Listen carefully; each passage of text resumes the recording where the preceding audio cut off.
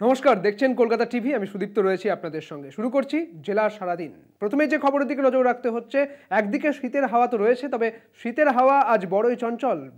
বর্ধমানের কাঞ্চন উৎসবের কথা বলছি। বর্ধমানের কাঞ্চন উৎসবে আজ দুই বাংলার জনপ্রিয় অভিনেতা চঞ্চল চৌধুরীর প্রধান অতিথি হিসেবে আসছেন এবং তা ঘিরেই বর্ধমানের যে কাঞ্চন উৎসব চলছে তা আজ বড়ই চঞ্চল বলা চলে। একেবারে আমাদের সঙ্গে রয়েছেন সরাসরি আমাদের প্রতিনিধিরা। আমাদের সঙ্গে তসমিনা রয়েছে, আমাদের সঙ্গে অর্পিতা রয়েছে।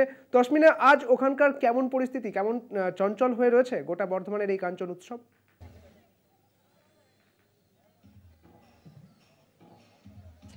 একদমই সুদীপ্ত, এই বছর ১৬তম বর্ষে পদার্পণ করেছে কাঞ্চন উৎসব এবং বর্ধমান দক্ষিণের বিধায়ক খোকন দাস তার তত্ত্বাবধানে কিন্তু প্রত্যেক বছর এই উৎসব পালিত হয়। আজকে আমরা সপ্তম সন্ধ্যায় দাঁড়িয়ে রয়েছি, আর আজকে কিন্তু মঞ্চ মাতাতে আসছে ওপার বাংলা আর এপার বাংলা দুই বাংলার অভিনেতা চঞ্চল চৌধুরী।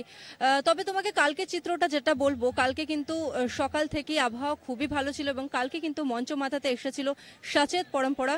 আর তোমাকে পাশাপাশি বলে রাখবো, গত 5 দিনের তুলনায় কিন্তু কালকে ষষ্ঠ দিনে প্রচুর মানুষ কিন্তু ভিড় জমিয়েছিলেন এবং আজকেও আশা করা যাচ্ছে চঞ্চল চৌধুরীকে দেখতে কিন্তু প্রচুর মানুষের ভিড় জমবে।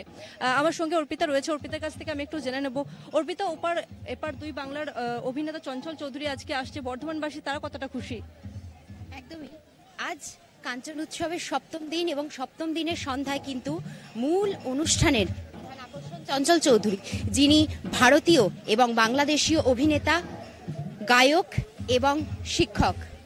তিনি চলচ্চিত্র এবং টেলিভিশন দুই মাধ্যমেই কিন্তু ব্যাপকভাবে কাজ করে গেছেন এবং তার জীবনের অভিনেতার স্বীকৃতি হিসাবে তিনি জীবনে শ্রেষ্ঠ অভিনেতার পুরস্কার পেয়েছেন, জাতীয় চলচ্চিত্র পুরস্কার লাভ করেছেন 3 বার এবং তার অভিনীত সম্প্রতি হাওয়া সেই ছবিটি কিন্তু যথেষ্ট জনপ্রিয়তা লাভ করে। বলা যায় যে পূর্ববঙ্গ পশ্চিমবঙ্গের চলচ্চিত্র শিল্পকে তিনি বিশ্বের দরবারে নিয়ে গিয়েছেন বারবার এবং পশ্চিমবঙ্গ এবং ভারতবর্ষ এবং বাংলাদেশের মাঝে যে কাঁটাতারের বেড়া রয়েছে তাকে ছিন্ন ভিন্ন করে দিয়েছেন সে তার কাজের মাধ্যমে। গৌতম ঘোষের পরিচালিত মনের মানুষ হোক কিংবা কারাগার, সে তার প্রতিটি কাজেই কিন্তু নিজের দক্ষতা দিয়েই দর্শকদের মুগ্ধ করে দিয়েছেন এবং বলা যায় আজকেও বর্ধমানবাসীকে সে তার দক্ষতা দিয়ে মুগ্ধ করে দেবেন। একদমই তাই। একেবারে সুদীপ্ত, যেমনটা তুমি বুঝতেই পারলে আজকে কিন্তু চঞ্চল চৌধুরী আসছে এবং চঞ্চল চৌধুরীকে দেখার জন্য কিন্তু একদমই, হ্যাঁ, যেমনটা তুমি বলছিলে।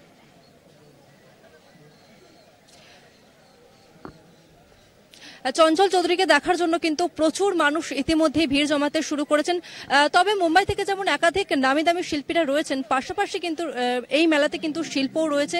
যেমনটা বারবার বলে আসছিলাম, এই মেলা থেকে কিন্তু একটা শিল্পের উন্নয়ন ঘটে। বস্ত্রশিল্প, হস্তশিল্প, বিভিন্ন রকমের শিল্প রয়েছে। পাশাপাশি কিন্তু খাবার দোকানের প্রচুর স্টল রয়েছে এই মেলা। বলা যেতে পারে যে মেলা যত শেষের দিকে এগোচ্ছে মানুষের সমাগম কিন্তু ততই বাড়ছে। আর দুপুরের পর থেকে কিন্তু স্টলগুলোতে প্রচুর পরিমাণে মানুষ ভিড় জমাতে শুরু করেছে। আর একই সঙ্গে এই 8 দিন ব্যাপী মেলাতে আমাদের কলকাতা টিভির পক্ষ থেকে কিন্তু একটা কুইজ প্রতিযোগিতার আয়োজন করা হয়েছে। সেখানেও কিন্তু সন্ধ্যে 6টা থেকে সেই জায়গায় ভিড় জমাতে শুরু করে। আর কিছুক্ষণ পরেই আমাদের সেই প্রতিযোগিতা শুরু হবে, যে প্রতিযোগিতা কিন্তু 8 দিন ব্যাপী চলে আসছে এবং তোমাকে দেখাবো মেলার চিত্রটা। আর চঞ্চল চৌধুরীর জন্য কিন্তু মূল মঞ্চ ইতিমধ্যেই সেজে উঠেছে। তুমি সেই চিত্র হয়তো দেখতেই পাচ্ছ যে মানুষজন আস্তে আস্তে ভিড় করতে শুরু করেছে। আর আমাদের কলকাতা টিভির স্টলটাও কিন্তু তোমাকে একটু ঘুরিয়ে দেখাবার চেষ্টা করব। সেখানেও কিন্তু ইতিমধ্যে অ্যাশিওর অ্যাপ্লায়েন্সের পক্ষ থেকে যে গিফট হ্যাম্পার তুলে দেওয়া হয় যারা বিজয়ী হন তাদের জন্য কিন্তু আমাদের স্টেজটাও সেজে উঠেছে। সুদীপ্ত, একদমই। আমাদের স্টলটার এখন কি পরিস্থিতি, সেখানে কি রকম ভিড় রয়েছে?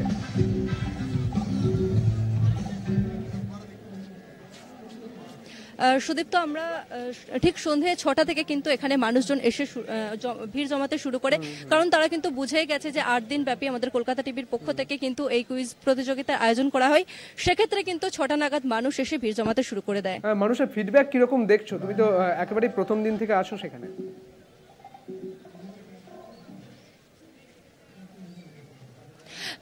দেখো সুদীপ্ত, যেমনটা আমরা জানি যে মেলা মানে কিন্তু মিলন ক্ষেত্র, তো ধর্ম নির্বিশেষে কিন্তু প্রত্যেকটি মানুষ এই মেলাতে আসছে। তবে শুধু যে বর্ধমানবাসী এমনটা কিন্তু নয়, দূর দূরান্ত থেকে কিন্তু মানুষজন এখানে আসছে, এমনকি শহর কলকাতা সেখান থেকেও কিন্তু মানুষজন এই মেলা উপভোগ করতে আসছেন। একদমই ধন্যবাদ তসমিনা, সুদীপ্ত। ধন্যবাদ অর্পিতাকেও। এই মুহূর্তে একেবারে জমজমাট কাঞ্চন উৎসব।